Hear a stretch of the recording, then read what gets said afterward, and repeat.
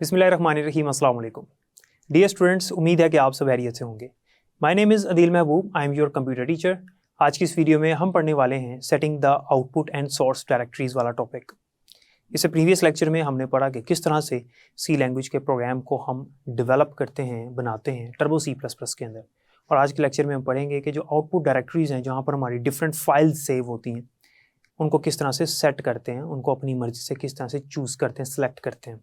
और इसके अलावा जो हमने सी प्रोग्राम को डेवलप करने का जो प्रोसेस पढ़ा था, उसको डायग्रामेटिकली रिप्रेजेंट करके आपको दिखाऊंगा और फिर उसको डायग्राम के ज़रिए से समझाऊंगा ताकि मज़ीद क्लियर हो जाए। तो चलते हैं लेक्चर की तरफ। डियर स्टूडेंट्स, जैसे कि आपको पता है कि लास्ट लेक्चर में हमने ये पढ़ा कि किस तरह से हम अपने प्रोग्राम को जो टर्बो C++ में हमने राइट किया उसको हम एग्जीक्यूट करते हैं। उसके लिए एक स्टेप बाय स्टेप प्रोसेस था जो हमने पढ़ा। आज के इस लेक्चर में हमने ये देखना है कि हम किस तरह से जो आउटपुट डायरेक्टरीज़ हैं उनको सेट करते हैं। सिर्फ आउटपुट डायरेक्टरीज ही नहीं, बल्कि हमारे पास जो सोर्स डायरेक्टरी होती है, जो लाइब्रेरी डायरेक्टरी होती है, इंक्लूड डायरेक्टरी होती है, इनको किस तरह से हम सेट करते हैं अपनी मर्ज़ी से। इसके अलावा हम ये देखने वाले हैं कि हमने जो प्रोग्राम को एग्जीक्यूट किया, एक स्टेप बाय स्टेप प्रोसेस जो हमने पढ़ा, उसको हम डायग्राम के ज़रिए से किस तरह से समझ सकते हैं। सबसे पहले तो ये हमारे पास टॉपिक है यहाँ पर, जहाँ पर वो आपका टॉपिक एंड हो रहा है, जो हमने लास्ट लेक्चर में पढ़ा था एग्जीक्यूटिंग द सी प्रोग्राम तक।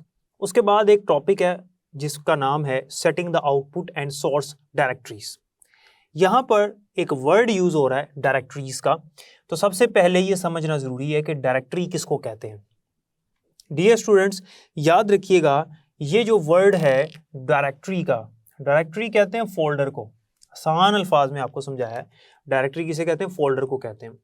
हम अपनी मर्जी से जो डायरेक्टरीज हैं जहां पर हमारी फाइल्स सेव हो रही हैं, उस डायरेक्टरी को अपनी मर्जी से सेट कर सकते हैं कि कहां पर ये फाइल्स सेव होनी चाहिए।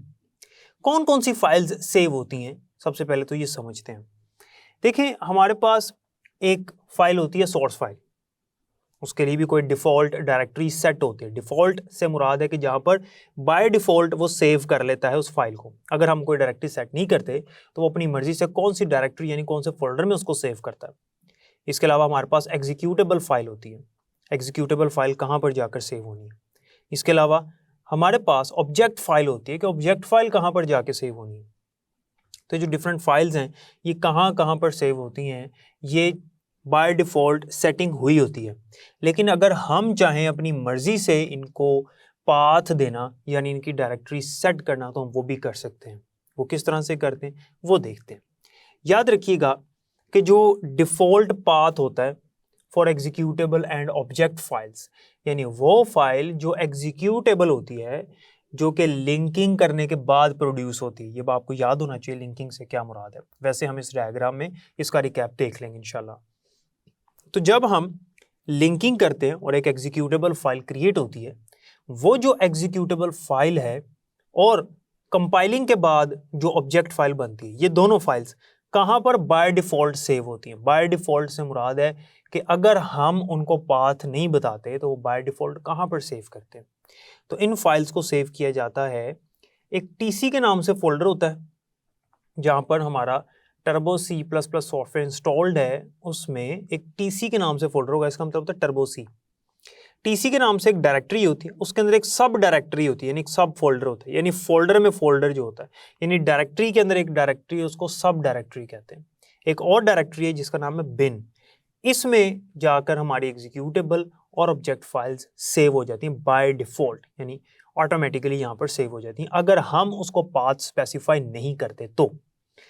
लेकिन होना ये चाहिए कि जहां पर हमारी सोर्स फाइल सेव हुई है वहीं पर हमारी एग्जीक्यूटेबल फाइल और ऑब्जेक्ट फाइल सेव हो, ताकि कल को आसानी हो। हम ऑब्जेक्ट फाइल, एग्जीक्यूटेबल फाइल और सोर्स फाइल को इकट्ठा अगर ट्रांसफ़र करना है किसी दूसरे कंप्यूटर में या सेंड करना है किसी को, तो तीनों फाइल्स भेजना ज़रूरी है। एक फाइल अगर हम भेज देंगे तो वो चलाएगा नहीं उसको किसी दूसरे कंप्यूटर में, तो इनको एक ही डायरेक्टरी में होना चाहिए। इसके लिए हम क्या करते हैं, आपके पास मेन्यू बार में एक मेन्यू होता है ऑप्शन के नाम से। आपने ऑप्शन के मेन्यू पर क्लिक करना है। जैसे ही आप ऑप्शन के मेन्यू पर क्लिक करेंगे तो आगे एक ड्रॉप डाउन मेन्यू अपीयर हो जाएगा और उस ड्रॉप डाउन मेन्यू में आपको एक ऑप्शन मिलेगी डायरेक्टरीज की।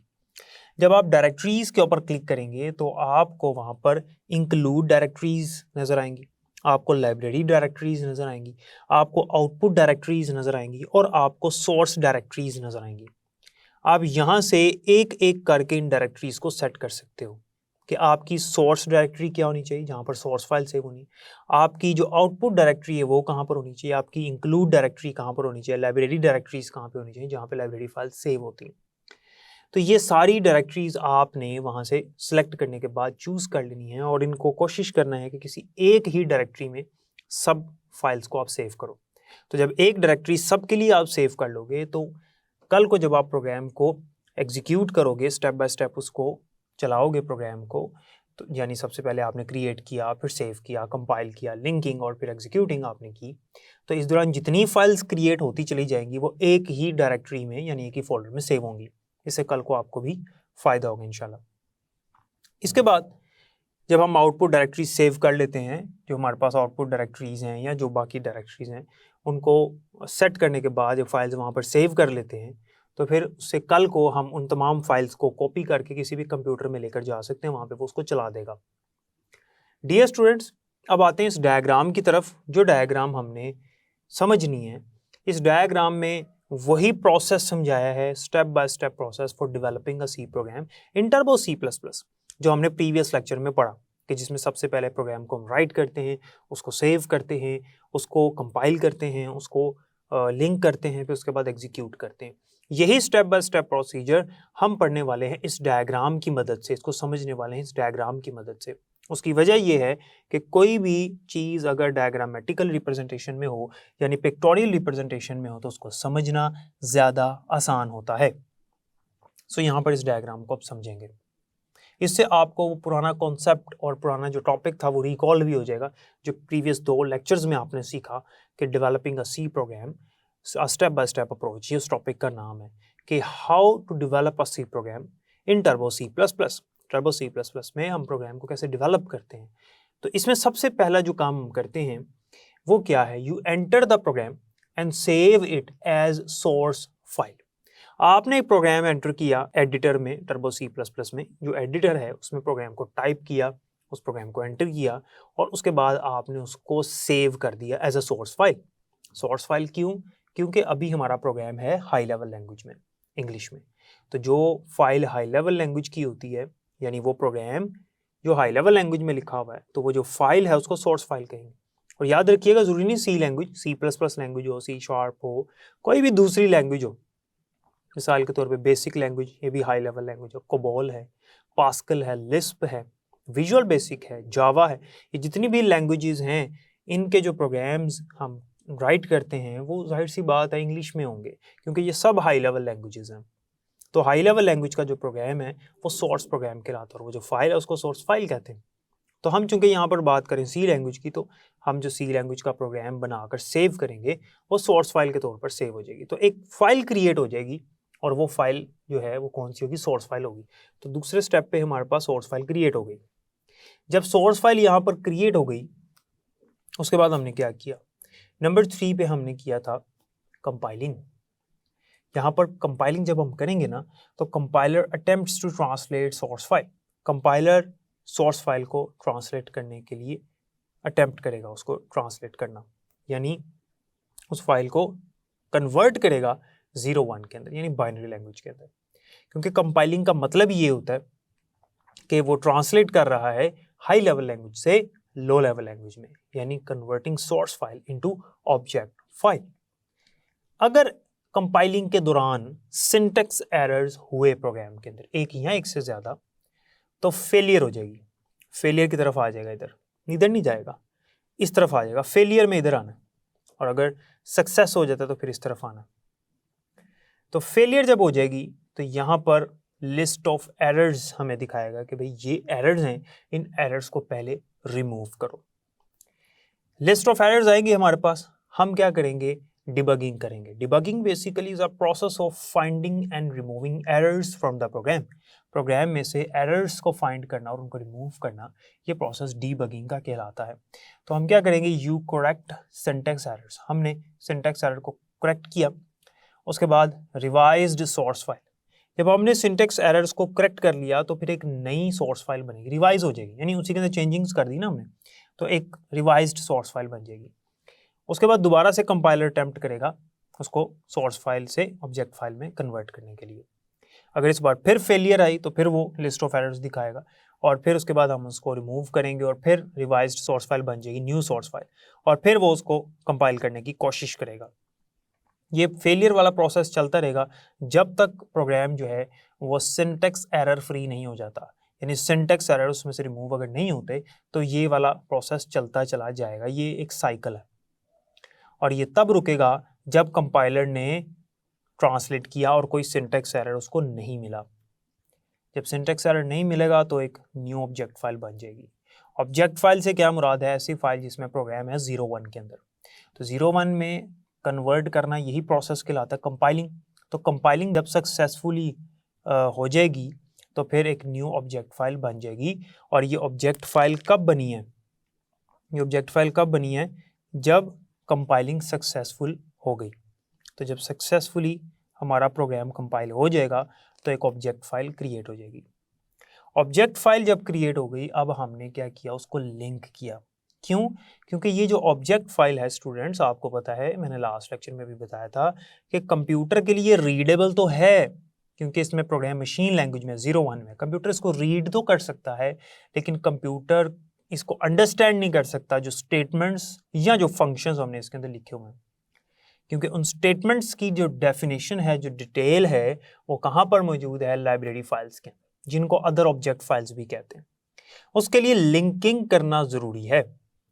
तो हमने क्या किया? फिर उसके बाद लिंकिंग की। और लिंकिंग कौन करता है? लिंकर करता है। कंपाइलिंग कौन करता है? कंपाइलर करता है। और कंपाइल टाइम पे हमारे पास जो सिंटेक्स एरर्स हैं वो डिटेक्ट हो जाते हैं, और जब तक वो रिमूव नहीं होते तब तक ऑब्जेक्ट फाइल नहीं बनती। जब ऑब्जेक्ट फाइल क्रिएट हो गई, सक्सेसफुली कंपाइलेशन हो गई, तो फिर क्या किया? Linker links the object file with other object files. Linker ने लिंक किया ऑब्जेक्ट फाइल को विद अदर ऑब्जेक्ट फाइल्स। यहाँ पर अदर ऑब्जेक्ट फाइल्स क्या हैं? यहाँ पर अदर ऑब्जेक्ट फाइल्स से मुराद लाइब्रेरी फाइल्स हैं, जिनका कॉन्सेप्ट लास्ट लेक्चर में हमने पढ़ा था। तो यहाँ पे अदर ऑब्जेक्ट फाइल्स आपको नजर आ रही हैं, और अदर ऑब्जेक्ट फाइल्स जो हैं वो क्या होंगी? लिंकर के पास जाएंगी। लिंकर यहाँ से ऑब्जेक्ट फाइल को लेगा और यहाँ से अदर ऑब्जेक्ट फाइल्स को लेगा, यानी लाइब्रेरी फाइल्स को लेगा। इन दोनों को मर्ज करेगा, कंबाइन करेगा, और जैसे ही object file other object files के साथ मर्ज हो जाएगी तो एक न्यू फाइल क्रिएट होगी, और वो फाइल एग्जीक्यूटेबल होगी, जिसकी एक्सटेंशन होगी .exe यानी exe। यहाँ पर एक न्यू फाइल क्रिएट हो गई। जब exe फाइल क्रिएट हो गई, अब ये एग्जीक्यूट होने के लिए रेडी है, यानी रन होने के लिए बिल्कुल रेडी है, क्योंकि अब कंप्यूटर इसको रीड भी कर सकता है और अंडरस्टैंड भी कर सकता है। यहाँ पर जो ऑब्जेक्ट फाइल थी ये एग्जीक्यूट नहीं हो सकती थी। कंप्यूटर के लिए रीडेबल तो है लेकिन अंडरस्टैंडेबल नहीं है। उसके लिए हमने अदर ऑब्जेक्ट फाइल्स को इसके साथ कंबाइन किया, फिर एग्जीक्यूटेबल फाइल प्रोड्यूस हो गई। जब एग्जीक्यूटेबल फाइल प्रोड्यूस हो गई तो अब हमने क्या किया? लोडिंग की। लोडिंग से क्या मुराद है? जाहिर सी बात है, एग्जीक्यूटेबल फाइल जो है वो भी हार्ड डिस्क के अंदर सेव्ड है। तो एग्जीक्यूटेबल फाइल को हार्ड डिस्क से निकाल कर मेमोरी यानी रैम में लेकर जाने का प्रोसेस लोडिंग कहलाता है। और जब हम लोडिंग करेंगे तो प्रोग्राम फौरन से एग्जीक्यूट हो जाएगा, यानी रन हो जाएगा। तो यहाँ से एग्जीक्यूटेबल फाइल को लोडर ने क्या किया? Loader places exe file in memory. Loader ने एग्जीक्यूटेबल फाइल को प्लेस कर दिया मेमोरी के अंदर। और याद रखिएगा, जैसे ही कोई फाइल मेमोरी में यानी रैम में जाती है वैसे ही वो एग्जीक्यूट हो जाती है, क्योंकि रैम जो है वो हमारे कंप्यूटर का प्रोसेसिंग एरिया है, जिसे हम वर्किंग एरिया भी कहते हैं। क्योंकि मेन मेमोरी, और मेन मेमोरी में जैसे कोई फाइल जाती है मेन मेमोरी उसको एग्जीक्यूट कर देती है। तो जैसे ही हमारी एग्जीक्यूटेबल फाइल रैम में जाएगी, और ये फाइल है भी एग्जीक्यूटेबल यानी एग्जीक्यूट होने के काबिल है, प्रोसेस होने के लिए रेडी है, यानी रन होने के लिए रेडी है। हमने जैसे ही इसको एग्जीक्यूट किया तो ये एग्जीक्यूट हुई, यानी लोडर ने लोड किया रैम में, रैम ने उसको एग्जीक्यूट किया। एग्जीक्यूट करने के बाद यहाँ पर लास्ट पे एग्जीक्यूटेबल फाइल इन मेमोरी, तो जब मेमोरी में चले जाएगी तो एग्जीक्यूट होगी, तो ऑब्वियसली फिर उसकी हमें आउटपुट नजर आएगी, और प्रोग्राम की जो भी आउटपुट है वो हमें स्क्रीन पर मिल जाएगी। ये एक प्रोसेस था कि हम किस तरह से अपने सी प्रोग्राम को स्टेप बाय स्टेप एग्जीक्यूट करते हैं या डेवलप करते हैं। तो एग्जीक्यूट करने के लिए ये सारे काम ऊपर पहले होंगे, उसके बाद जाकर हमारी फाइल जो है वो एग्जीक्यूट होगी और हमें उसकी आउटपुट मिलेगी। यहाँ पर जब जब हमने कोई स्टेप परफॉर्म किया उसके लिए हमारे पास शॉर्टकट कीज़ हैं जो कि आपने याद रखनी है, और ये इंपॉर्टेंट भी हैं। शॉर्ट क्वेश्चंस के हवाले से भी वो आपसे पूछ सकता है कि कंपाइलिंग क्या है, इसकी शॉर्टकट की भी साथ लिखें। यानी वो अगर ना भी पूछे शॉर्टकट की, तो जब कंपाइलिंग का प्रोसेस आप लिख रहे होंगे शॉर्ट क्वेश्चन में, तो आपने शॉर्टकट की लाजमी लिखनी होगी, और लॉन्ग क्वेश्चन में तो लाजमी आपने लिखनी है। और याद रखिएगा कि अगर ये लॉन्ग क्वेश्चन आता है developing a C program step wise approach मुकम्मल, तो फिर आपने ये डायग्राम भी साथ बनानी होगी, क्योंकि डायग्राम जो है बेसिकली ये उसी क्वेश्चन की है जो कि हमने अभी पढ़ा, developing a C program step wise approach. तो यहाँ पर जो शॉर्टकट कीज़ हैं वो आपको याद होनी चाहिए। जैसे सेव के लिए शॉर्टकट की होती है F2, या फिर फाइल के मेन्यू पर क्लिक करके आगे सेव की ऑप्शन हमें मिलती है। इसी तरह से कंपाइल के लिए Alt+F9, या फिर कंपाइल के मेन्यू पर क्लिक करें तो आगे कंपाइल की ऑप्शन मिलेगी। लिंकिंग के लिए आपके पास कंपाइल का मेन्यू, उसके आगे लिंक की ऑप्शन है। और लोडिंग के लिए या एग्जीक्यूटिंग के लिए आपके पास Ctrl+F9 है, या फिर आप रन के मेन्यू पर क्लिक करें तो आगे रन की ऑप्शन मिलेगी। फिर आपका प्रोग्राम एग्जीक्यूट हो जाएगा और आपको आउटपुट स्क्रीन नज़र आ जाएगी। यहाँ पर एक बड़ी अहम बात आपने याद रखनी है कि जैसे ही हमारा प्रोग्राम रैम में जाएगा, अगर उसमें रन टाइम एरर्स नहीं हैं तब ही उसकी आउटपुट हमें मिलेगी। अगर उसमें रन टाइम एरर्स मौजूद हैं तो फिर वो प्रोग्राम क्रैश कर जाएगा और हमें वो list of run time errors दिखा देगा कि इनको आपने रिमूव करना है। Then we will remove the run time errors. After that the program will execute again, कि प्रोग्राम जो है वो दोबारा एग्जीक्यूट होगा उसके बाद, जब हम उन एरर्स को, उन बग्स को रिमूव करेंगे। बग एरर को भी कहते हैं। तो उम्मीद है कि ये जो टॉपिक हमने पढ़ा और ये जो डायग्राम की मदद से हमने वही टॉपिक जो पिछले लेक्चर में पढ़ा था, इसकी मदद से भी आपको समझ आ गया होगा। डियर स्टूडेंट्स, जैसा कि आपने देखा कि आउटपुट डायरेक्टरीज़ और सोर्स डायरेक्टरीज़ को किस तरह से हम सेलेक्ट कर लेते हैं, और इसके अलावा मैंने आपको डायग्राम के ज़रिए से समझा दिया कि हम सी प्रोग्राम जो है उसको किस तरह टर्बो C++ में स्टेप बाय स्टेप बनाते हैं। उम्मीद है कि यहाँ तक आपको समझ आ गई होगी। बाकी इंशाल्लाह नेक्स्ट लेक्चर में पढ़ेंगे। तब तक के लिए मुझे इजाज़त दें। अपना ख्याल रखिएगा। अल्लाह हाफ़िज़।